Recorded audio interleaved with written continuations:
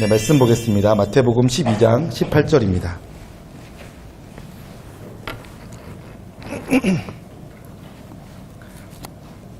마태복음 12장 18절부터 21절까지 말씀을 함께 보겠습니다.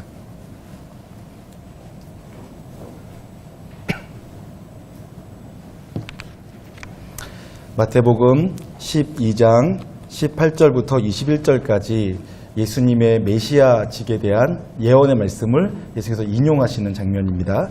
같이 17절부터 읽도록 하죠. 21절까지 합독하겠습니다. 시작. 이는 선지자 이사야를 통하여 말씀하신 바, 보라 내가 택한 종 곧 내 마음에 기뻐하는 바 내가 사랑하는 자로다. 내가 내 영을 그에게 줄 터이니 그가 심판을 이방에 알게 하리라. 그는 다투지도 아니하며 들레지도 아니하리니 아무도 길에서 그 소리를 듣지 못하리라.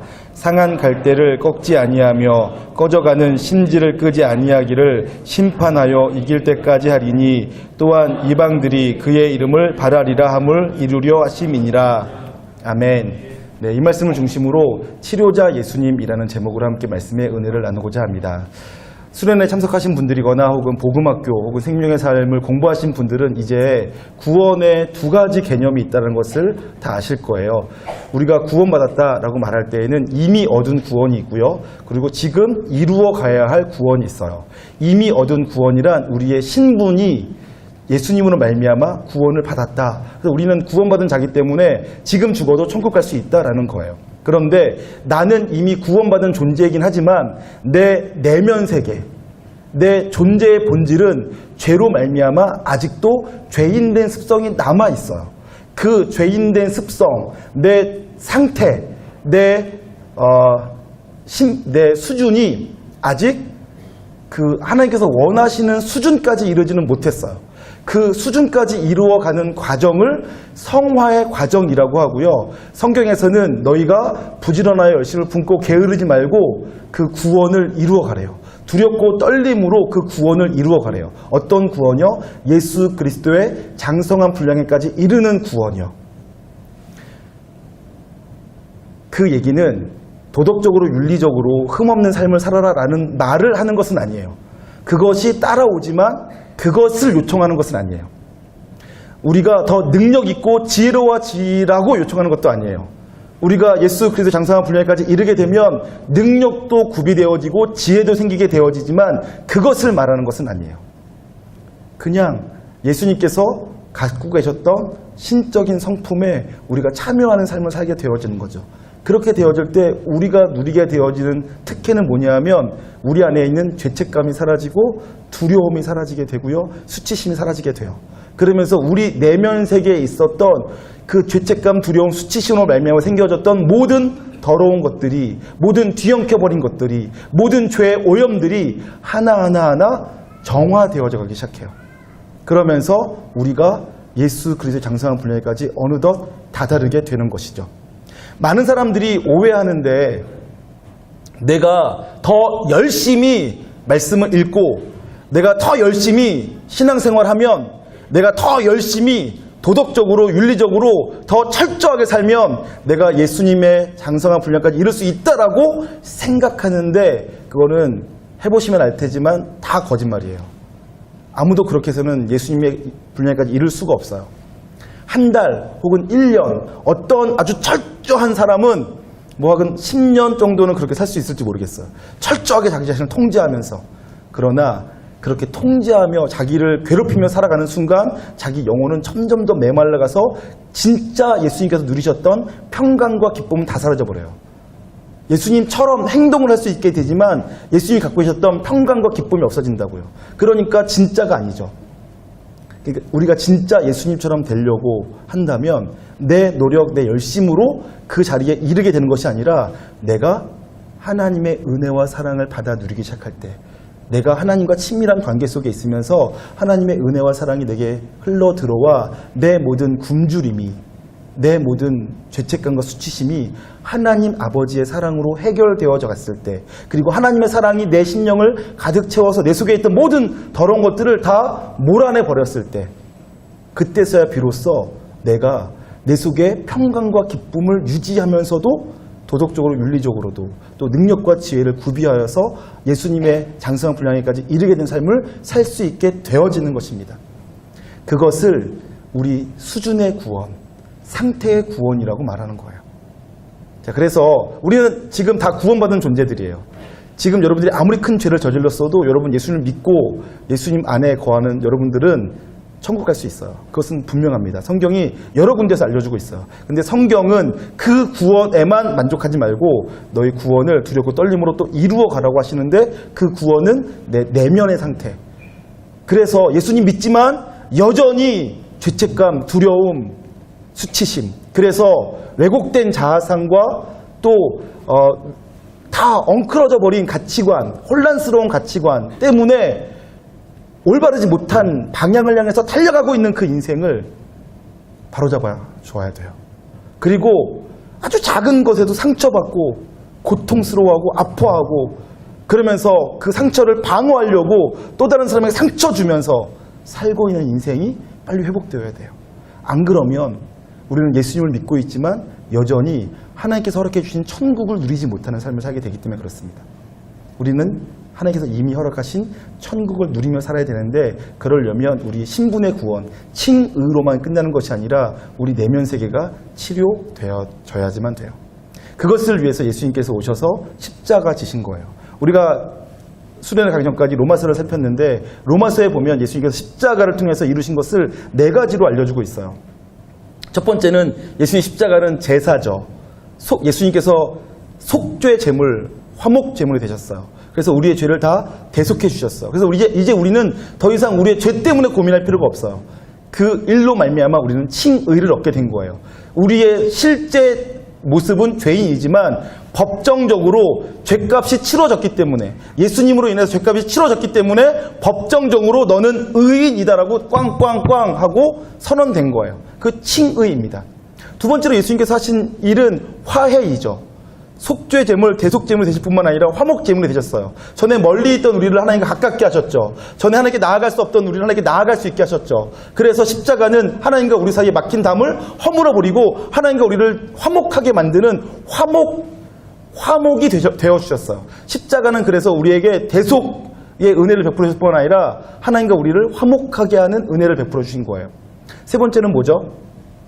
세 번째는 예수님께서 우리를 그 십자가에서 죽으시고 부활하심으로 그래서 우리로 하여금 더 이상 죄와 사망의 권세에 묶여 살지 않게 하셨어요. 우리를 자유케 하신 거예요. 그래서 이제 우리는 누구나 다 자유를 누리며 살아가요. 그것이 십자가가 우리에게 준 은혜이고 혜택이죠. 네 번째는 새 언약의 중보자가 되어주셨어요. 새 언약을 맺어주신 겁니다. 그래서 이제 우리는 예수 그리스도와 함께 죽었고 이제 우리는 예수 그리스도와 함께 다시 살고 있는 존재들이에요. 새 언약을 맺은 존재이죠. 그것이 십자가가 우리에게 준 거예요.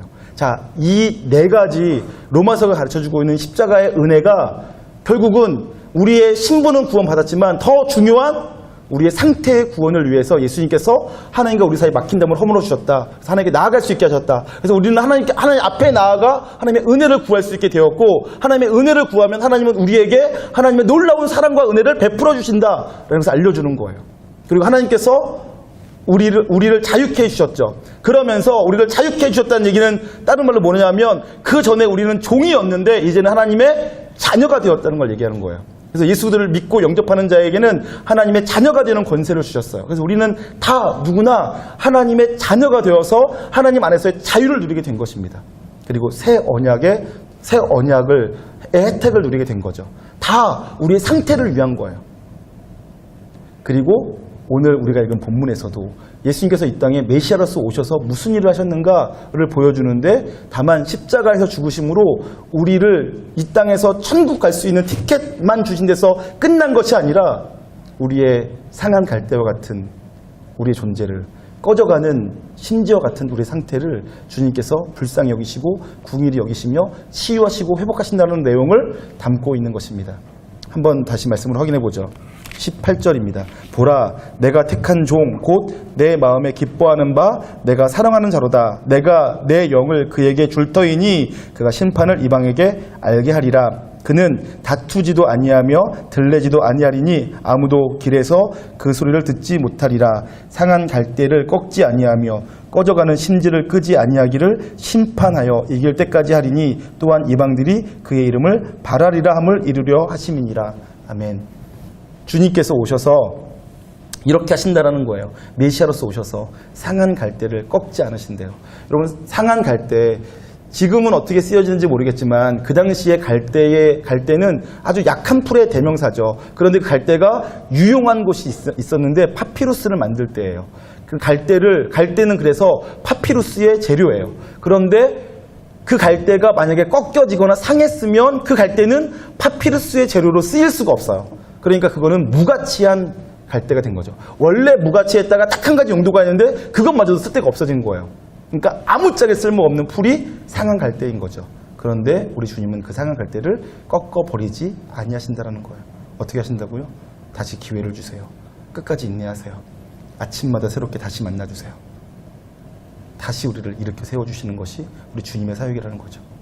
그런가 하면 꺼져가는 등불을 끄지 않으신대요. 여러분은 등불 잘 모르시죠? 저도 잘 몰라요. 그런데 옛날에 호롱불 같은 데에는 기름 담아놓고 거기다가 심지를 놔둬요. 그러면 그 심지가 기름을 빨아들여서는 불을 붙이면 그 심지에 빨려 올라온 기름이 타는 거예요. 그러니까 심지가 타는 것이 아니라 그 심지가 빨아들인 기름이 타는 거죠. 그래서 불을 밝히는 거예요. 그런데 기름이 떨어졌어요. 그러면 기름이 떨어졌으니까 그 심지에는 더 이상 기름이 없어요. 그러면 그때부터는 뭐가 타기 시작합니까? 그동안 타던 기름이 없으니까 이제는 심지가 타기 시작하는 거죠. 근데 그렇게 심지가 타기 시작하면 매캐한 연기가 나고 냄새가 나요. 끓음이 오르고요.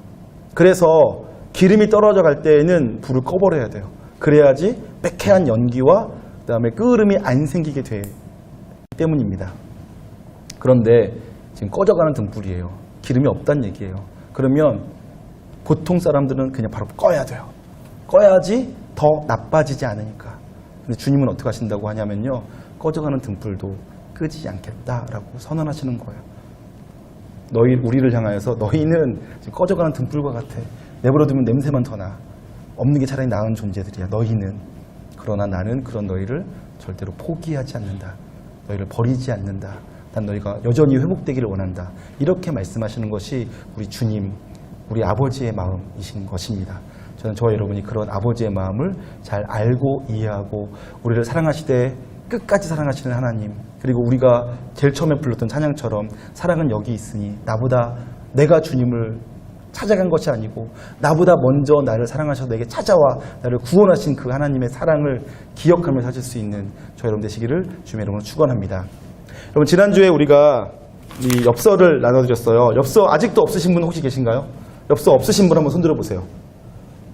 네, 이렇게나 많아서 주문을 했습니다. 다음 주에 받아가세요. 오늘 드리려고 했었는데 네, 주문이 좀 늦어서 안 나왔어요. 다음 주에는 꼭 드릴게요. 여러분, 지난주에 그래서 선악과를 따먹은 다음에 아담과 하와의 마음속에 죄책감, 두려움, 수치심이 생겼다 그랬어요. 그리고 죄책감, 두려움, 수치심이 우리의 자아상을 왜곡시켰고, 그래서 우리 안에 열등감과 상처가 생겼고, 그리고 하나님의 은혜와 사랑이 우리에게 흘러들어오지 않기 때문에 마치 아비 없는 자식처럼 고아와 같은 마음이 되어서 우리 안에 굶주림이 생겼다고 말씀을 드렸어요.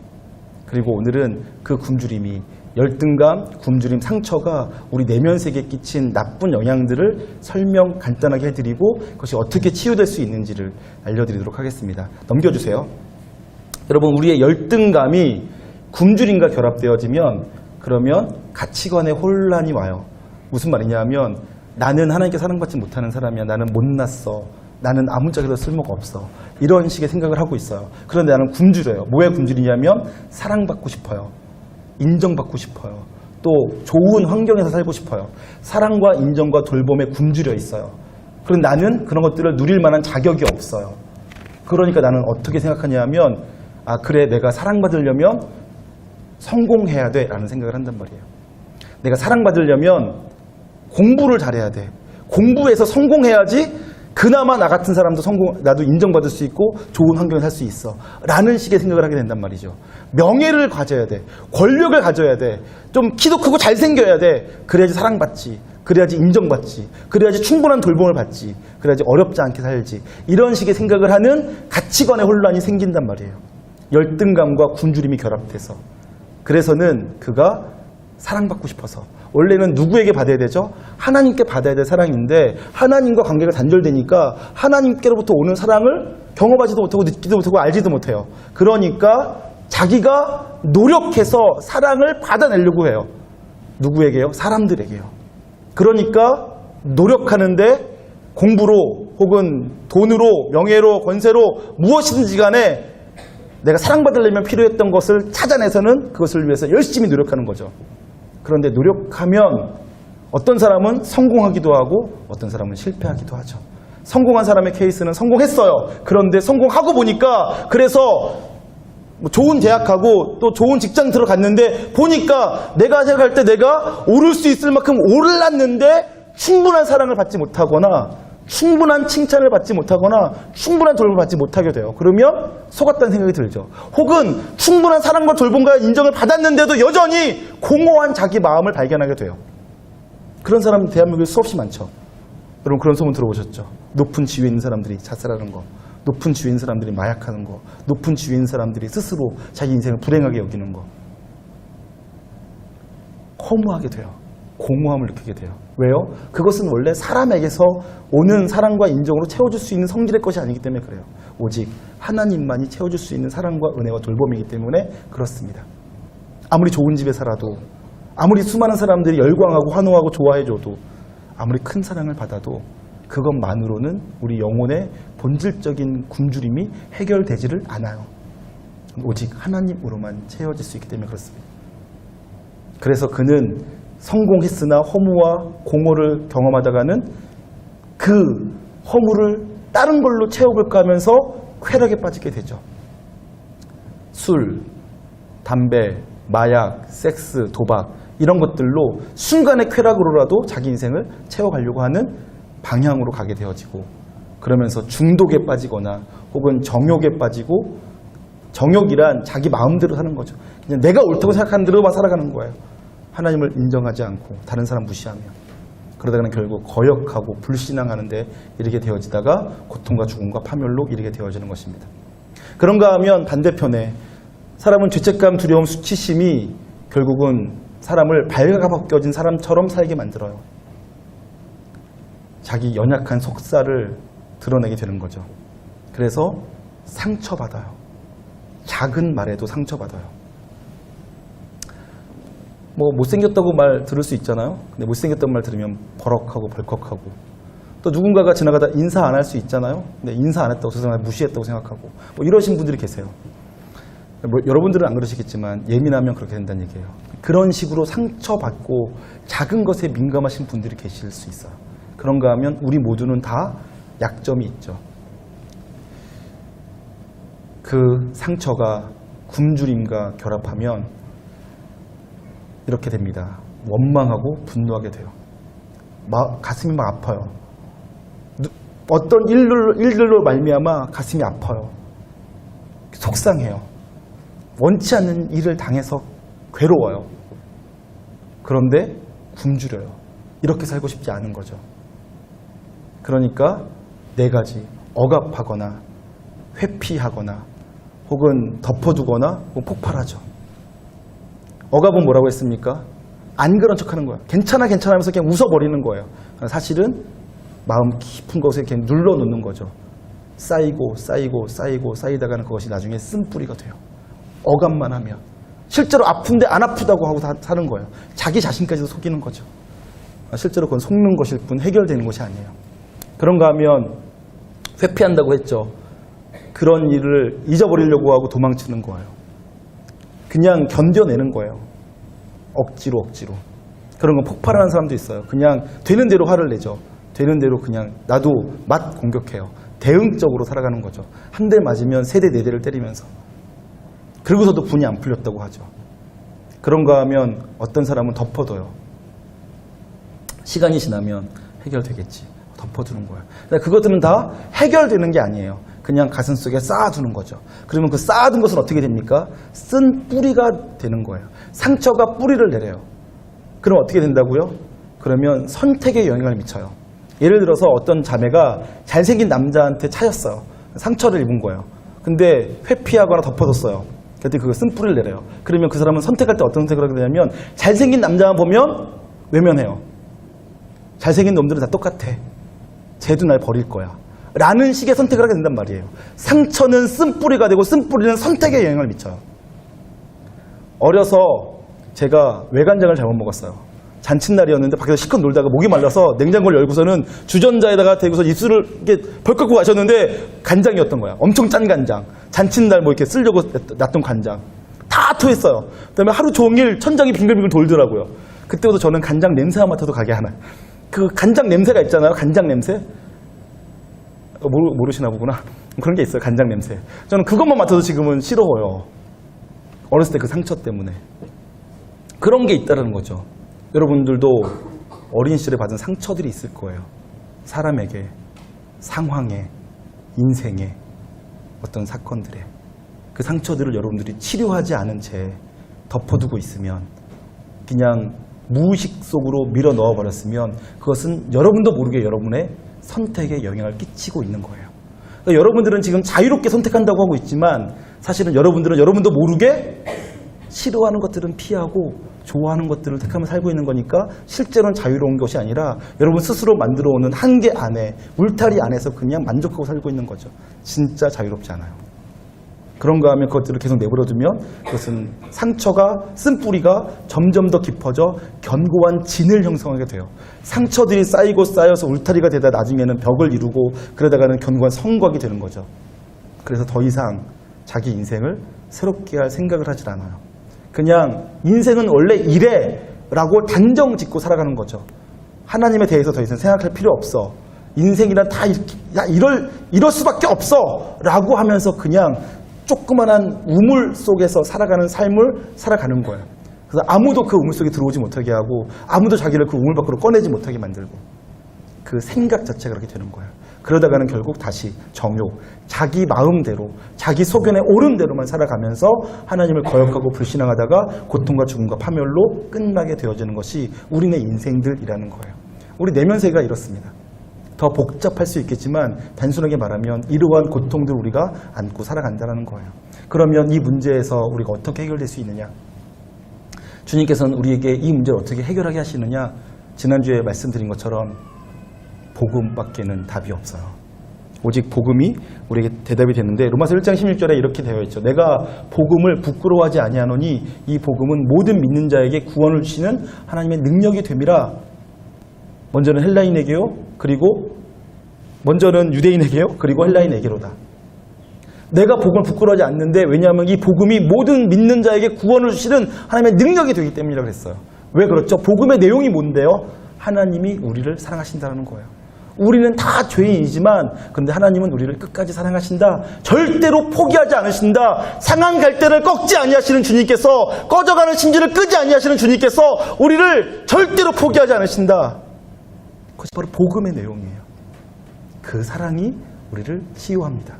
왜냐하면 저 그림에서 열등감과 상처가 있지만 그 가운데 있는 굶주림이 결국은 모든 것에 영향을 끼치는 거예요. 우리는 열등감 가질 수 있고 상처 받을 수 있어요. 그러나 굶주림의 문제가 해결되어지기 시작하면 하나하나 나머지 것들이 해결되기 시작해요. 하나님 안에서. 근데 그 굶주림의 내용이 뭐라고요? 사랑받고 싶고 인정받고 싶고 돌봄받고 싶다는 거예요. 근데 그것은 세상이 줄 수 있는 것이 아니라 하나님만이 줄 수 있어요. 그리고 하나님께서 십자가를 통해서 하나님과 우리 사이에 막힌 다음을 허심으로 그 사랑이 우리에게 흘러 들어올 수 있게 하신 거죠. 제가 지난 시간에 이런 말씀 드렸어요.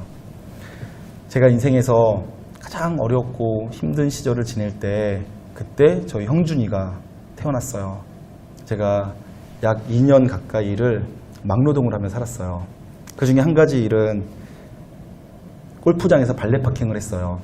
발레 파킹 뭔지 아시죠? 골프장에 사람들이 골프 치러 오면 제가 그들의 차 문 열어주고 트렁크에서 골프백 꺼내서 골프백 전달해주고 차는 내가 주차장에 주차해드리는 거예요. 그러면 3,000원씩 회사에 적립이 되는 거죠. 그 중에서 저는 이제 뭐 하루에 8만 원 월급을 받는 거고요.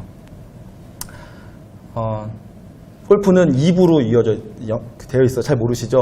새벽 6시부터 오후 2시, 3시까지 치고요. 그 다음에 11시부터 오후 7시까지 쳐요. 그래서 발레 파킹 하는 사람도 2부로 나눠져 있어요.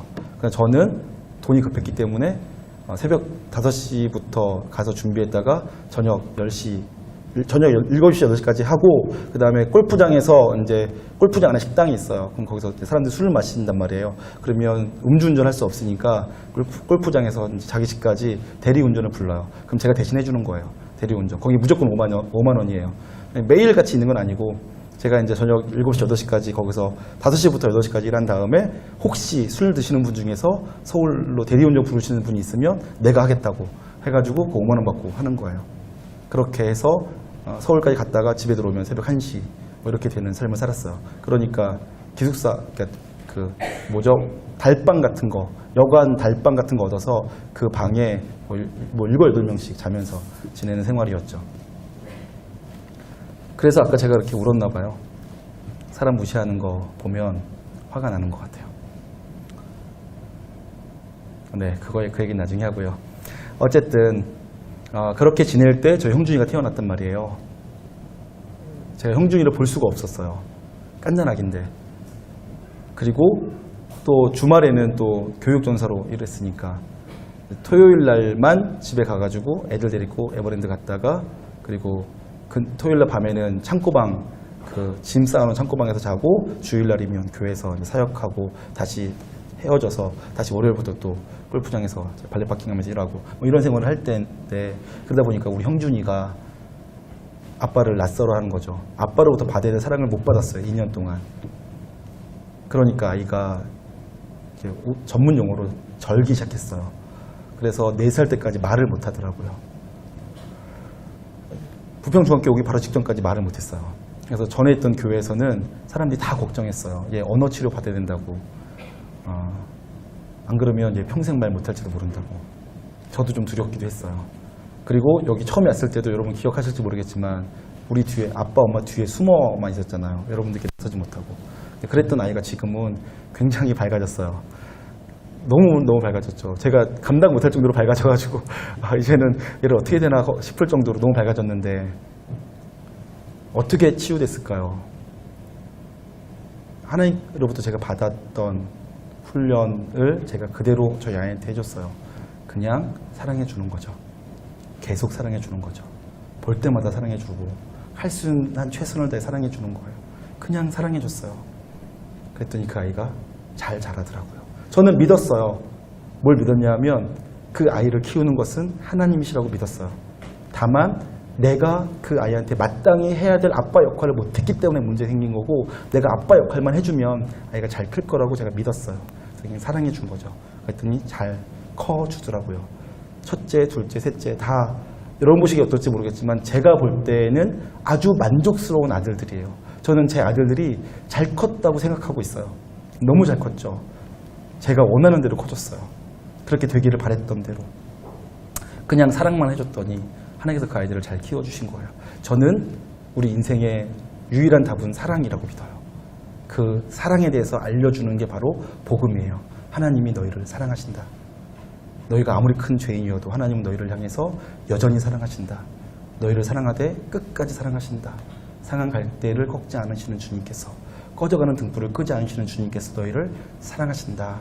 이렇게 알려주시는 것입니다. 그것이 바로 복음이고, 그래서 복음은 모든 사람에게 구원을 주시는 하나님의 능력이 되어지는 것입니다. 그래서 여러분들은 날마다 여러분 자신에게 복음을 선포하셔야 돼요. 나는 죄인이다. 나는 진토와 같다. 나는 연약하다. 그러나 주님은 나를 외면하지 않으신다. 주님 나를 귀하게 여기시고 나를 사랑해 주신다. 나는 그래서 하나님의 존귀한 자녀이고 나는 하나님께 사랑받는 아들이다, 딸이다. 이렇게 선포하셔야 되는 거죠. 그러면 조금씩 우리 안에는 굶주림이 해결되어져 가기 시작해요. 더 이상 사람에게 인정받고 사람에게 칭찬받는 것을 탐하지 않게 되죠. 하나님이 사랑해 주신 것으로 넉넉하기 때문에, 하나님의 칭찬이 격려가 내게 충분하기 때문에. 그래서 시편 23편처럼 여호와가 나의 목자시니 내가 부족함이 없으리로다 라는 고백이 터져 나오기 시작하는 거예요. 더 이상 부족함이 없어요. 가난해도 부족하지 않고요. 사람들이 나를 아무도 몰라줘도 힘들지 않아요. 외롭지 않게 되고요.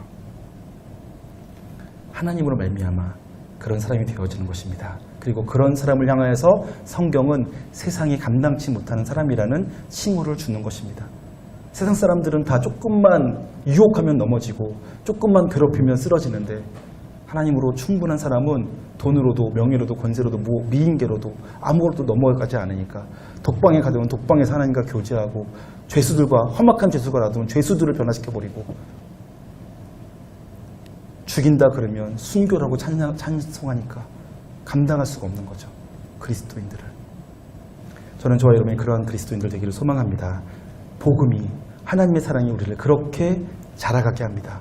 그 은혜를 충분히 누리시는 저 여러분 되시기를 주님의 이름으로 축복합니다. 그러면서 제가 한 가지만 소개할게요.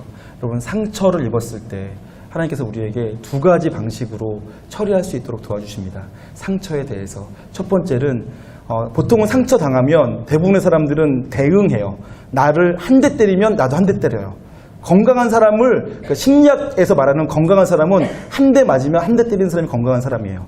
그 다음에 쭈그러진 자아를 갖고 있는 사람, 열등감 갖고 있는 사람은 한 대를 맞았는데 아무런 반응도 하지 않거나 혹은 5대를 맞았는데 한 대만 툭 건들고 오면 쭈그러진 자아라고 얘기해요. 심리학에서는. 그리고 5대를 맞았는데 내가 10대, 20대를 때리면 부풀려진 자아, 분노하는 자아라고 말을 합니다. 그러니까 심리학에서는 5대를 맞으면 5대를 때리는 게 건강한 사람이에요. 실제로도 그래요. 건강한 사람은 자기가 당한 만큼 그대로 대가를 치르게 해줘요. 그것이 건강한 자아예요. 그런데 성경은 그렇게 말하지 않고요. 5대를 맞았어요. 그러면 본래는 5대 때려야 되는데 그 5대 맞은 걸 가지고 심판을 하나님께 맡기고 하나님께 가서 토설하라는 거예요. 시편은 3분의 1이 그런 내용으로 기록되어 있어요. 다윗이 자기 인생에서 겪은 모든 어려움들을 가지고 그 사람에게 가서 복수하고 원수 같고 그 사람을 치지 않고 그 사람에 대해서 하나님께 올려드리고 하나님께서 심판해달라고 요청하고 하나님 안에서 하나님께 그것을 다 올려드립니다. 그것을 토설이라고 해요. 하나님께 고자질하는 거죠. 그러면 이 온 땅의 주인 되신 주님, 심판자 되신 주님께서 해결해 주실 것을 믿고 하는 거고 실제로 하나님께서 그렇게 해결해 주십니다. 그것이 상처 입은 사람이 상처를 회피하고 억압하고 폭발하지 않고 덮어놓지 않고 해결하는 방법 중에 하나입니다. 두 번째 성경에서 우리에게 알려주는 것은 용서하라는 거예요. 성경은 우리에게 끊임없이 용서해라. 너희가 땅에서 용서하면 하늘에서도 용서된다. 용서해라, 용서해라, 용서해라 이렇게 말씀하고 있는 것입니다. 내가 그를 진심으로 용서할 때 내 안에 있는 상처가 해결되어지고 치유되기 시작하고 그리고 땅에서의 묶임이 하늘에서도 풀려지기 때문에 그렇습니다. 저와 여러분이 내 마음이 어느 날 상했다, 아프다, 괴롭다 그런 마음이 들면 그걸 가지고 하나님께 나아가세요. 하나님 제가 왜 아프죠? 무엇 때문에 아프죠? 누가 나를 아프게 했죠? 그런 것들 하나님께 물은 다음에 그것을 하나님께 올려드리세요. 하나님께 하나님 누가 저에게 이렇게 해서 저를 이렇게 아프게 했습니다. 하나님께서 책임져 주세요. 하나님께서 처리해 주세요. 하나님께 올려드리세요. 그리고 그 사람을 용서해 줘버리세요. 그렇게 해결해 가기 시작할 때 여러분들이 상처가 쓴뿌리가 되지 않고 여러분들을 새롭게 변화시켜 나가게 될 것입니다. 그러한 작업이 시도되어지면 나중에는 여러분 과거 속에 있던 아픔을 찾아가 보세요. 전에 나를 열받게 했던 학교 친구, 전에 나를 차고 도망갔던 그 새끼. 웃어줘야지 되는데 안 웃어줘서 내가 나쁜 놈 됐잖아요. 어쨌든 그 놈들을 용서해주고 또 나를 방치했던 부모님들을 용서해주고 나에게 스트레스 줬던 친척들을 용서해주는 작업들을 해보시는 거예요. 그리고 상처들을 치료해 가시면 어느 날 쓴뿌리가 캐내어지고 여러분 안에 있던 상한 감정들, 견고한 진들이 해결되어지기 시작할 거예요. 너무 단순하게 말씀드려서 여러분들이 충분히 다 할 수 있을지 모르겠지만 설교 시간이어서 더 이상 깊이는 못하겠고 다음에 기회가 되면 우리 상한 감정의 치유에 대한 내용을 가지고 한 번 더 시간을 갖다 보도록 하고요. 어쨌든 여러분들이 그런 것 아무것도 몰라도 괜찮아요. 복음이 얼마나 능력이 있는지 하나님의 사랑이 얼마나 능력이 있는지를 기억하시고 날마다 하나님을 가까이만 하면 하나님께 다가가 서 있기만 하면 여러분들은 날마다 승리를 경험하게 되실 거예요. 차근차근. 왜냐하면 우리로 하여금 자라가게 하시는 분은 하나님이시기 때문에 그렇습니다. 하나님께서 내가 할 수 없었던 그 일들을 하게 하세요. 그래서 믿으시고 날마다 이 예배의 자리, 하나님을 가까이 하는 자리에 나와서 하나님의 사랑을 듬뿍 누리시길 주님의 이름으로 축원합니다. 함께 찬양하도록 할게요. 사랑은 여기 있으니 라는 찬양을 할 텐데요. 저에게 악보가 없어서 PPT를 잘 넘겨주세요. 사랑은 여기 있으니 요한 1서에 나와 있는 성경 말씀인데 내가 주님을 사랑한 것 아니고 주님이 나를 먼저 찾아와 사랑해 주셨다라는 복된 가사의 내용인데 그 찬양으로 함께 하나님을 찬양하고 그래서 나를 그렇게 사랑하신 주님을 내가 찬양하겠습니다라고 고백하며 그 사랑 안에 거하도록 하겠습니다.